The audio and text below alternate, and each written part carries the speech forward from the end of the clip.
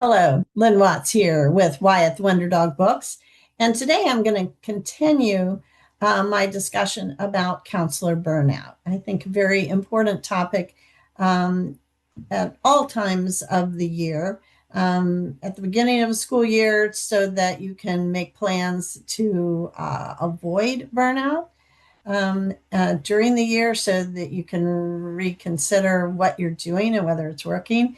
And at the end of the year, so you can assess how things worked for you. I see so many posts at the end of the school year where counselors are considering moving into another profession altogether or into something similar, but that they hope will be less stressful. Um, so I would like to do a little preventive work here in terms of talking about what can you do to prevent burnout. One of the things I want to recommend before I even get started is some of the lesson plans that I have provided, which I think can help with overwhelm and with planning. And if you're organized and you're planning, you know what you're doing for the whole year, something good to do at the beginning of the year, I think it can seriously help with what you experience throughout the year. So that is why, as a school counselor, I created a series of picture books all about Wyatt the Wonder Dog. And dogs, of course, are something that most people like, especially kids. And so all the books are on different topics that are significant concepts that kids need to learn. For instance, this one's on friendship. And then there's also a lesson plan book that goes along with each one of the stories. Now, each of the stories is a standalone lesson in itself. So you can just simply pick up the book, go to the classroom, read the story, and then in the back of the book, there are discussion questions. There's also an activity that you can do. For instance, this one on friendship, the activity on the back is one I did a lot, and it's all about same and different, talking about how you can be friends with somebody who is different from you or who is the same from you, and sort of understanding that we don't have to have everything the same to be a good friend. Then, if you want to extend the lesson, you can use the Stories to Learn by book, which has a ASCA lesson aligned for each one of the books, along with activities, coloring sheets, word searches, all kinds of things for each one of the books. So I will link to that on my website. And there is a combo pack where you can get all of the books and the lesson plan book and a Wyatt puppet to go along with it, and digital lessons as well. So it's a whole package of lessons that will take you through the entire year, and you don't even have to think about it or look something up or figure out what to teach. And it covers all the main topics that I think you probably want to cover. All right, so let's talk about burnout. In my last video, I first of all defined what burnout was. So if you haven't watched that, you might go back and just check that out. And then I also talked a bit about one of the strategies for preventing burnout, which is to know what your why is and then to prioritize things. And I think you can see how having your lessons set for the entire year is one way that you can prioritize things. But I think you want to think about priorities in terms of what are your top three priorities. Hopefully, one of them is a preventive lesson type of system throughout the year where you are teaching children so that hopefully you prevent some of the problems that you then have to spend so much time either individually or in small groups dealing with. And so you want to always filter tasks. I mentioned this in the last video. Filter tasks through the question, is this the best use of my time as a counselor? And you can use what might be considered a must do and a nice to do sort of categories to determine where any particular task fits in. And I do feel like I have to say that I understand that we aren't always in control of everything that we're assigned to do as a counselor.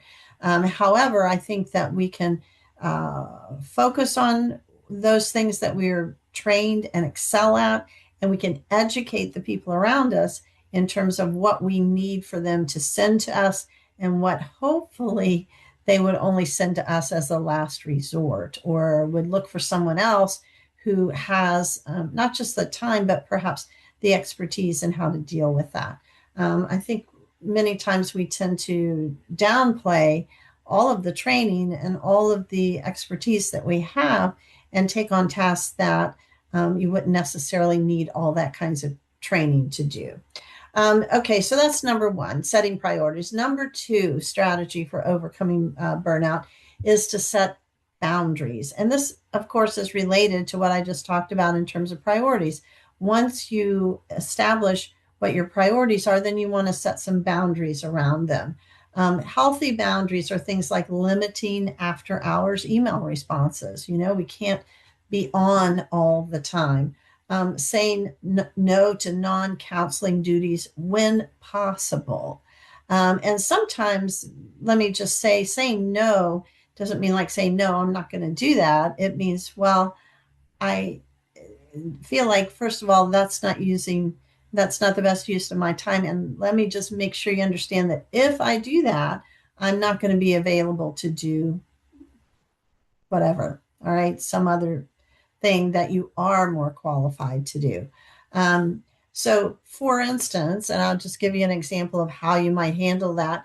If you're asked to do bus duty early in the morning or car duty early in the morning, perhaps you have in mind that you're going to set up a check-in system for students who have difficulty with uh, uh, school avoidance or getting started in the morning or focusing or some other emotional sort of issue that if they don't have a smooth start into their day, that things sort of go downhill from there. So maybe you're going to start a check-in system where you're going to meet with those students first thing as they come in the school, and you're going to go over with them, certain rules or certain supports that they have or whatever. And so if you're asked to do some other duty, it may be that you say, if I do that, then I'm not going to be able to do this.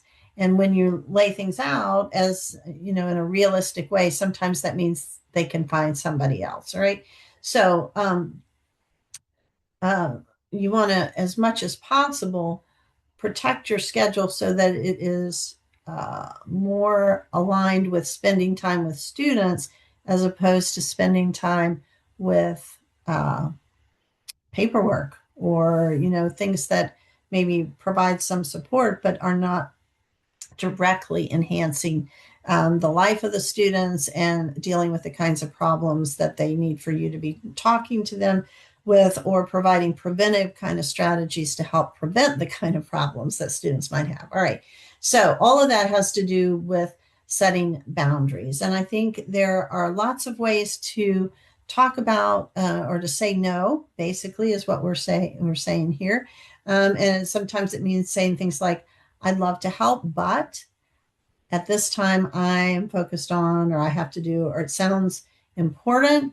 I'm not sure I'm the best person to handle that. So there are a lot of different ways that you can use your counseling skills and communication skills to set boundaries.